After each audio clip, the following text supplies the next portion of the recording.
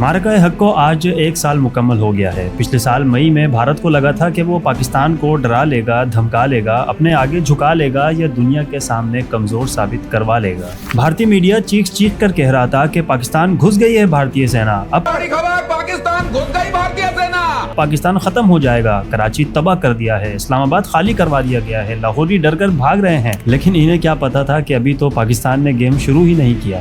بھارت کو لگا کہ پاکستان روایتی انداز میں میزائلز کی بارش کر دے گا۔ ہمارے پاس چونکہ S-400 ہے تو ہم کافی حد تک پاکستانی میزائلز کو انٹرسیپٹ کر لیں گے، مگر پاکستان نے ایسا نہیں کیا۔ 2 دن تک پاکستانی ایئر فورس خاموشی سے بھارت کی ہر موومنٹ پر، ہر ریڈار سگنل پر، بھارتی فضائیہ کی ہر ایک اسٹریٹجی کو آبزرو کر رہا تھا۔ پھر آئی وہ خوفناک رات جس کا بھارت کو ذرا بھی اندازہ نہیں تھا۔ 9 مئی کی رات جب فضا میں بلند ہوئے J-17 تھنڈر، F-16، J-10C، لیکن اصل طاقت یہ فائٹر جیٹس نہیں تھے۔ پاکستان ایئر فورس کی اصل طاقت تو وہ advance communication data link sharing system اور کراکورم ایگل تھا۔ جی ہاں، یہ کراکورم ایگل ہی تھا جو پاکستان کے لیے گیم چینجر ثابت ہوا، جس نے پاکستانی پائلٹس کو real time battle field awareness provide کی۔ ایک پائلٹ دوسرے جہاز کا ریڈار استعمال کر سکتا تھا، مطلب پاکستان ایئر فورس کے جتنے فائٹر جیٹ فضا میں بلند ہیں، پوری فارمیشن ایک سنگل برین کے طور پر آپریٹ کر رہی تھی۔ یہ پاک فضائیہ کی وہی کیپیبلٹی تھی جس کا بھارت کو بالکل بھی اندازہ نہیں تھا۔ پاکستان نے یہ ثابت کیا کہ ماڈرن ایئر کمبیٹ صرف مہنگے جہازوں سے جیتی نہیں جا سکتی، بلکہ electronic warfare, situational awareness, pilots کی ٹریننگ اور سب سے بڑھ کر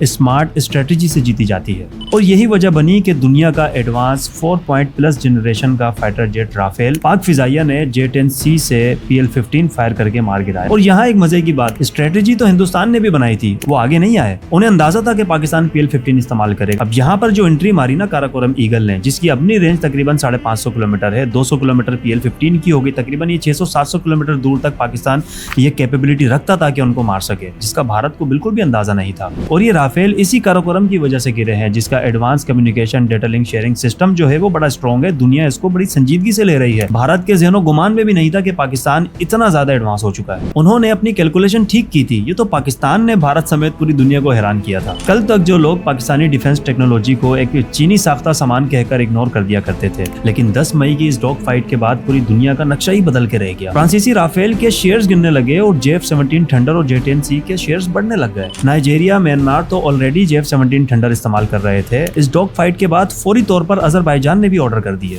اور اس کے ساتھ ساتھ عرب کے کئی ممالک نے اپنا انٹرسٹ شو کیا۔ اب تک تو بہت سو نے ڈیل بھی کر لی ہے، اور سب سے انٹرسٹنگ یہ ہے کہ سعودی عرب نے جو پاکستان سے قرضہ واپس لینا تھا، انہوں نے کہا ہمیں پیسہ نہیں چاہیے، ہمیں یہ J-17 تھنڈر دے دو۔ اور سعودی عرب یہیں تک نہیں روکا، بلکہ اس سے 2 قدم آگے بڑھ کر اس نے پاکستان کے ساتھ فوری طور پر ڈیفنس پیکٹ سائن کر لیا۔ یعنی پاکستان پہ حملہ سعودی عرب پہ حملہ تصور کیا جائے گا، سعودی عرب پہ حملہ پاکستان پہ حملہ مانا جائے گا۔ اور سعودی عرب یہیں پر بریک نہیں لگاتا۔ جب ایران اور اسرائیل کی ٹینشن بڑھنے لگی، اس میں پاکستان کا نمایاں کردار جب ان لوگوں نے دیکھا تو انہیں سمجھ آ گئی کہ اس خطے میں اگر کوئی طاقت ہے تو وہ پاکستان ہے۔ ان عرب ممالک نے اپنی تمام تر سیکورٹی کا ذمہ امریکہ کو دیا ہوا تھا۔ ایران کے حملوں کے بعد انہیں سمجھ آ گئی کہ امریکہ بہادر تو اپنی حفاظت نہیں کر سکا، یہ ہماری کیا کرے گا۔ انہوں نے پاکستان کو اپنے ایئر بیسز دینا شروع کر دیے، پاکستان کی ملٹری کو اپنے ملک میں تعینات کر دیا۔ آج دیکھیں اللہ کے فضل و کرم سے مکہ مدینہ کی سرحدوں پر پاکستان کے J-17 تھنڈر کھڑے ہوئے ہیں۔ کنگ عبداللہ ایئر بیس کا پورا کنٹرول پاکستان کے پاس ہے، اور خوشی اس بات کی ہے کہ اسرائیل سے 200-250 کلومیٹر دور ہمارے شاہین، ہمارے ایئر ڈیفنس سسٹم، ہمارا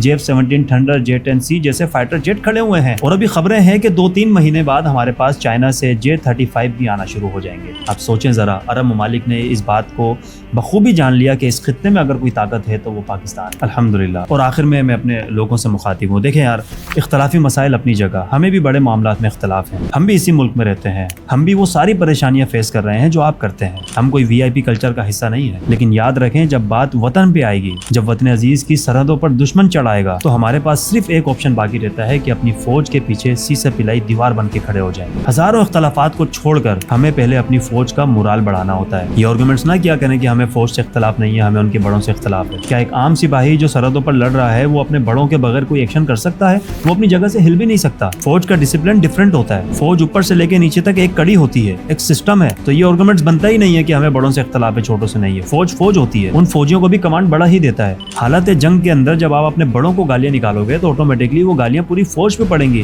دشمن کو ویک پوائنٹس ملتے ہیں، ہم اپنے اختلافات کو سامنے نہیں لا سکتے۔ یہی تقاضا ہے پاکستانیت کا۔ جنگیں طاقت سے نہیں بلکہ حوصلوں سے جیتی جاتی ہے، اور حوصلہ قومیں پیدا کرتی ہیں، اور قوم کا حوصلہ اکانومی نہیں بڑھاتی، انفراسٹرکچر نہیں بڑھاتا، بلکہ وہ ڈسپلن بڑھاتا ہے جو مشکل وقت میں हमें मुत्तहिद रहना सिखाया। और यही वो डिसिप्लिन होता है जिसे दुनिया दिफाई सलाहियत के तौर पर देखती है। 2 दिन तक खामोशी से हमले बर्दाश्त करता हुआ पाकिस्तान दुश्मन की सिर्फ स्ट्रेटेजी नहीं समझा बल्कि आगे की हिकमत अमली भी तैयार कर ली। और फिर दुनिया ने देखा कि जब पाकिस्तान मैदान में आया, 4 दिन से हमले कर रहा था हिंदुस्तान, 1 घंटे की रिटेलिएशन ने भारतीयों को सफेद झंडे लहराने पे मजबूर कर दिया। व्हाइट हाउस में मदद की भीख मांगने लग गया। फिर अमेरिका ने इसे इंटरनेशनल कंट्रोवर्सी में डालकर मुदाखलत की और जंग रुकवा दी। और पाकिस्तान ने भी दावा किया, अभी तो हमने सिर्फ ट्रेलर दिखाया है, हम चाहते तो तुम्हारे दर्जनों भर जहाज गिरा देते। पाकिस्तानी हुक्काम ने तो यहाँ तक कहा कि तुम अपने हैंगर से अपने फाइटर जेट बाहर निकालते हो तो हमें खबर पहुंच जाती है। और दुनिया के दिफाई तज्जिया निगारों ने इस बात को संजीदगी से लिया और भारत को बताया कि ये बात कोई मजाक नहीं है। पाकिस्तान ने बाकायदा प्रूफ दिए हैं कि देखो तुम यहाँ से आ रहे थे, यहाँ से आ रहे थे, हम तुम्हें यहाँ से देख रहे थे। वरना मोदी जैसा वजीर आजम जिसकी पूरी पॉलिटिक्स ही पाकिस्तान के नाम पर चलती है, वो घुटने टेकता, वो सफेद झंडे लहराता।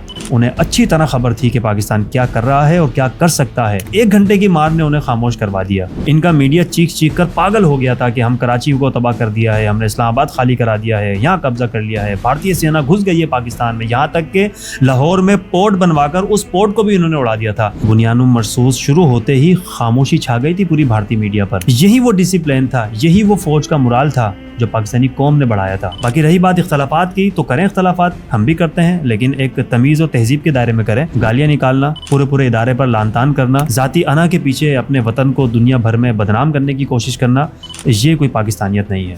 तो बहरहाल अपना किबला दुरुस्त करें, इख्तलाफात करें। हमें भी इख्तलाफ है, अभी रिसेंटली देखें 14-15 रुपये पेट्रोल में बढ़ गए, तकलीफ है हमें भी, हमने भी उस पर आवाज़ उठाई है। जिस तरीके से उठानी चाहिए उस तरीके से उठाइए। गाली गुफ्तार करने से, बुरा भला कहने से मसाइल हल नहीं होते। जिसका जो डोमेन है वो अपने डोमेन में रहकर अपने हिस्से का काम करें। हम भी कर रहे हैं, आप भी करें, लेकिन याद रखें सबसे पहले पाकिस्तान।